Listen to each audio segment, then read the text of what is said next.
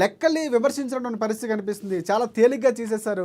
BC కులగణనకు సంబంధించి కానీ, లేకపోతే బీసీ లెక్కల విషయంలో కానీ తప్పులు తడగ్గా ఉందని బీజేపీ పార్టీ ఆరోపిస్తుంది. మీరేమంటారు? ఒకటి లైవ్లో ఉన్నటువంటి మిత్రులు ప్రొఫెసర్ పాపిరెడ్డి గారితో సహా అందరికీ నమస్తే.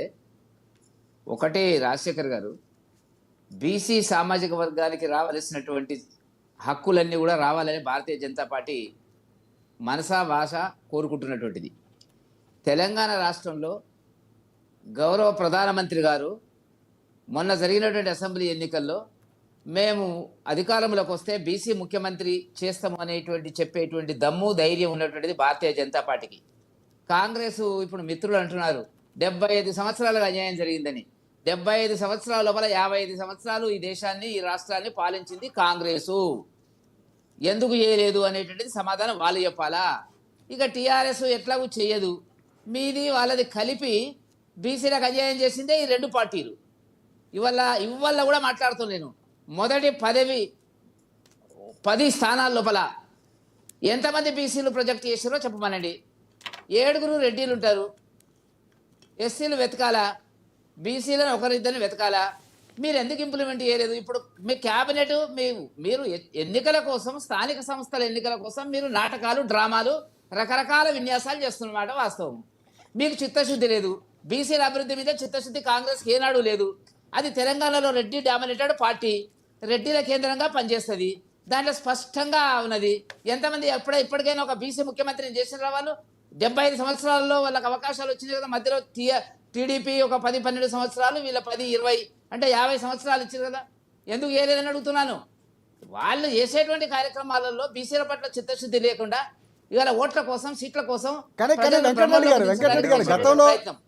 గతంలో ఏ పార్టీ చేయనటువంటి కులగణన సర్వేకు కాంగ్రెస్ పార్టీ సిద్ధమైంది, దాన్ని చేసి చూపించింది. దాన్ని స్వాగతించాల్సిన అవసరం ఉందంటారా లేదంటారా? ఇప్పుడు కులగణన చేసి ఏం చేస్తారో చెప్పమనండి. దానికి చట్టబద్ధత ఎక్కడుందో చెప్పమనండి. ఏం చేయబోతారో చెప్పమనండి. దానికి నాటకం, డ్రామాలు ఆడుతున్నారు. మీరు చెప్పండి ఏం చేస్తారో. దానికి చట్టం ముందు అది నిలదొక్కునే అవకాశం ఉందా? ఇవాళ ఖచ్చితంగా 42% రిజర్వేషన్ బీసీలు కల్పిస్తామని చెప్తున్నారు. 42% నిజమే. ఇప్పుడు 6 మంత్రి పదవులు ఖాళీ ఉన్నాయండి. ఇవ్వమనండి 6 మంత్రి పదవులు బీసీలకు ఏమనండి, చెప్పమనండి రేవంత్ రెడ్డి గారికి. చట్టం ఎందుకనండి? మీరు చేయాల్సినటువంటి అవసరం ఉంది కదా. మంత్రులకు చట్టాలు వర్తించవు కదా, ఎవరినైనా తీసుకోవచ్చు కదా. ఇవన్నీ పెద్ద డ్రామాలు. రెడ్డి సామాజిక వర్గం నుంచి కాంగ్రెస్ తెలంగాణలో బయటికి రాలేదు. మా నాయకులంతా చెప్పడం జరిగింది. అసెంబ్లీలో మా పాయల్ శంకర్ గారు స్పష్టంగా చెప్పడం జరిగింది. బీసీ సంఖ్యను తగ్గించారు, మరి ఇతర కులాల సంఖ్యను పెంచారు. అది ఒక పెద్ద కుట్ర జరుగుతున్నటువంటిది. దీన్ని ఏ రకంగా ఇంప్లిమెంట్ చేస్తారంటే దాని మీద ముందుకు ప్రణాళిక లేదు, చట్టబద్ధత లేకుండా దీనికి చేసేటువంటి కార్యక్రమాలు చివరికి వచ్చేందంటే మేము అనుకున్నాం కానీ, చేయాలనుకున్నాం కానీ చేయలేకపోయినాం అనేటువంటి.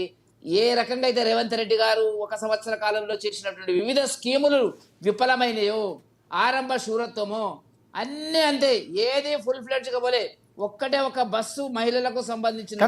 వెంకటరెడ్డి గారు ఒకటే కులగణన అంశంలో సలహాలు కూడా తీసుకుంటామని చెప్పారు. ఇటువైపు బీసీ మంత్రిగా ఉన్నటువంటి పొన్నం ప్రభాకర్ కానీ, లేకపోతే మిగతా మంత్రులు కానీ బయటకు వచ్చి చెప్తున్నారు. ముఖ్యమంత్రి గారు సాక్షాత్ చెప్పారు. ఇప్పుడు ఏ దాని మీద సలహాలు తీసుకోవడం అంటే హైడ్రా మీద సలహాలు తీసుకుంటామన్నారు. ఒక మీటింగ్ అయినా పెట్టినాడు రేవంత్ రెడ్డి గారు? చెప్తారు వాళ్ళు, చెప్పడానికి అన్ని తీయగా మాట్లాడతారు. అంతేగాని ఇంప్లిమెంటేషన్కి వచ్చినప్పటికీ విఫల ప్రయత్నం అన్ని కూడా ఏది జరగాలి. ఏ సలహాలు తీసుకున్నారు? ఎవరికి ఇస్తున్నారో ఇంతవరకు స్పష్టత ఉందా వాళ్ళకి? లేదు. మీ క్వశ్చన్కి ఆన్సర్ ఆచార్య గారు మళ్ళీ అడదాం. దానికంటే ముందు మనకి పాపిరెడ్డి గారు ఉన్నారు, రాజకీయ విశ్లేషకులు. పాపిరెడ్డి గారు నమస్తే. ఎస్, పాపిరెడ్డి గారు 2 పార్టీలు వర్షం ఉన్నారు. మనకి ఇంకా బీజేపీ పార్టీ జాయిన్ అవ్వలేదు, బీఆర్ఎస్ పార్టీ. సో ప్రధానంగా ఇప్పుడు జరుగుతున్నటువంటి ఇదంతా మీకు తెలిసే ఉంటుంది. కానీ ఎందుకు ఈ అంశం కులగణన చేయడం అనేది కాంగ్రెస్ పార్టీ చాలా ప్రతిష్టాత్మకంగా తీసుకుంది. ఆయన చరిత్రలోనే ఒక అధ్యాయంగా చెప్పుకున్నారు రేవంత్ రెడ్డి గారు. కానీ ఇక్కడ విపక్షాలు అదే స్థాయిలో విమర్శలు చేస్తున్నాయి. ఎందుకంటే